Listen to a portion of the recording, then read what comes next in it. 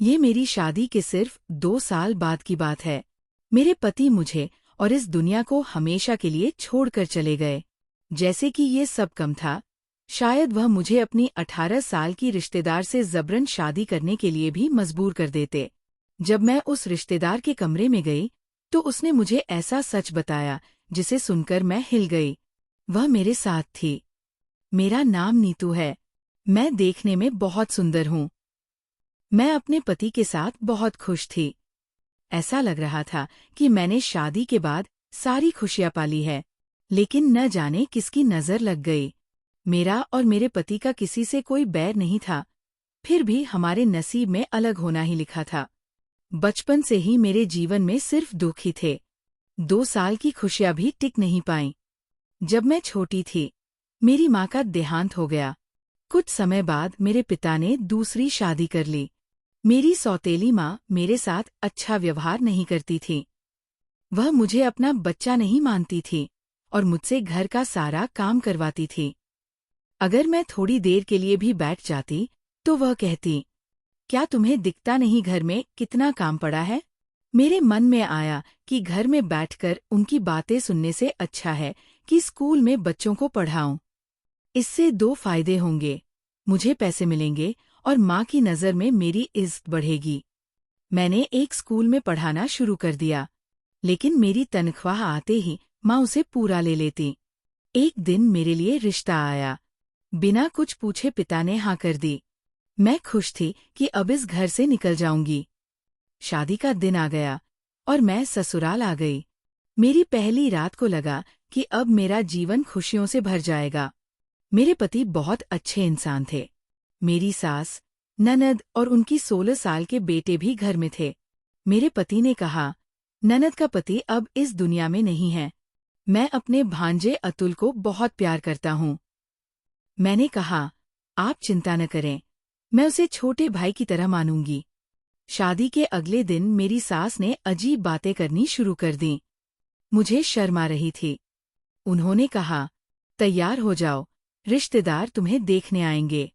जब मैं तैयार हो रही थी, तो अतुल मेरे कमरे में आया और अजीब सवाल पूछने लगा। मैंने बात टाल दी और उसे बाहर भेज दिया। जब मैंने ये बात अपने पति को बताई, तो उन्होंने कहा, अतुल मासूम है, उसे समझने की कोशिश करो। मैंने सोचा कि अगर मुझे अपने पति को खुश रखना है, तो अतुल के बारे में शिकायत नहीं करनी चाहिए। लेकिन सासू माँ हमेशा ताने देती थी। फिर भी मैंने सब सहा। 2 साल कैसे बीते, पता ही नहीं चला। एक दिन मेरे पति का एक्सीडेंट हो गया और वे हमें छोड़कर चले गए। ये खबर सुनकर मेरी दुनिया उजड़ गई। सासू माँ मुझे दोषी ठहराने लगी। मेरा अब यहाँ रहना मुश्किल हो गया। एक दिन मेरे माता पिता मुझे लेने आए, लेकिन मेरी सास ने मना कर दिया।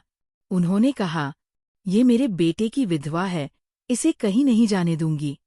ये अब मेरे बेटे की जगह कमाएगी। फिर बात उठी कि अगर मैं अतुल से शादी करूं, तो मैं इस घर में रह सकती हूँ। मैं कैसे अपने भांजे से शादी कर सकती थी? लेकिन मेरी सास ने मेरे माता पिता को मना लिया। मेरी सौतेली माँ भी इस शादी के लिए तैयार हो गई। नीतू की कहानी। ये मेरी शादी के कुछ ही समय बाद की बात है। मेरे पति के निधन के बाद घर में सभी ने फैसला किया कि मेरी शादी मेरे देवर अतुल से कर दी जाए। मैं इस रिश्ते के लिए तैयार नहीं थी, पर मेरी बात किसी ने नहीं सुनी। मेरे माता पिता ने भी मेरा साथ छोड़ दिया। शादी के बाद मेरा दिल चूर चूर हो गया। जिस बच्चे को मैंने हमेशा छोटे भाई जैसा माना, अब वही मेरा पति बन गया। उस दिन मैं जितना रोई थी, शायद अपने पति की मौत पर भी उतना नहीं रोई थी। पर किसी ने मेरी फरियाद नहीं सुनी। शादी की रात मुझे अतुल के कमरे में जाने के लिए मजबूर किया गया, लेकिन मैंने साफ मना कर दिया। मेरी सास और ननद ने दबाव डाला कि अगर मैं ऐसा नहीं करती, तो कुछ बुरा होगा। पर मैं डरी हुई थी। अगले दिन सास ने मुझसे कहा कि मुझे नौकरी करनी होगी। उन्होंने मोहल्ले के 40 बच्चों को ट्यूशन पढ़ाने के लिए बुला लिया। मैं दिन भर घर के काम करती और शाम को बच्चों को पढ़ाती।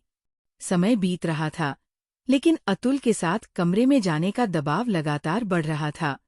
एक दिन उसने सास से कहा कि मुझे उसकी पत्नी के कमरे में भेजा जाए।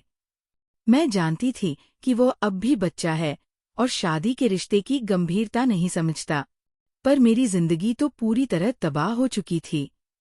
मैंने भागने का भी सोचा, पर समाज के डर से ऐसा नहीं कर सकी। एक दिन सास और ननद ने मुझ पर जबरदस्ती की और कहा कि अब मैं अतुल की पत्नी हूँ और हमें एक साथ रहना होगा। मेरे मन में ख्याल आया कि कमरे का दरवाजा बंद कर दूं, पर हिम्मत नहीं जुटा पाई। अतुल ने कमरे में आकर कहा कि उसने मुझे पहली ही नज़र में पसंद कर लिया था। उसने मुझे बताया कि उसने मेरे पति को मार डाला ताकि वह मुझे पा सके। ये सुनकर मेरी रूह कांप उठी। वह मासूम बच्चा नहीं था, बल्कि एक राक्षस था जिसने मेरे पति की हत्या कर दी थी। अगले दिन जब मैंने ये बात सास को बताई, तो किसी ने मेरी बात पर विश्वास नहीं किया। सास ने कहा कि मैं झूठ बोल रही हूँ, क्योंकि मैं अतुल से शादी नहीं करना चाहती। मेरे पास आत्महत्या करने के अलावा कोई रास्ता नहीं बचा था, पर मुझे जीने नहीं दिया गया। फिर मैंने अतुल के खिलाफ सबूत इकट्ठा करना शुरू किया और आखिरकार उसे पुलिस के हवाले कर दिया। अब अतुल को उम्र कैद की सजा हो चुकी है। मेरी सास इस सदमे को सहन नहीं कर पाईं और उनका भी निधन हो गया। इसके बाद मैंने अपने ननद की दोबारा शादी करवाई। उन्हें एक अच्छा जीवन साथी मिला और अब घर पूरी तरह मेरा हो गया। मैं बच्चों को ट्यूशन पढ़ाती हूँ और एक अनाथालय से बच्चा गोद लेकर उसे पाल रही हूँ। मेरी जिंदगी अब शांतिपूर्ण है, लेकिन मैंने कभी नहीं सोचा था कि मेरी जिंदगी में इतने उतार चढ़ाव आएंगे।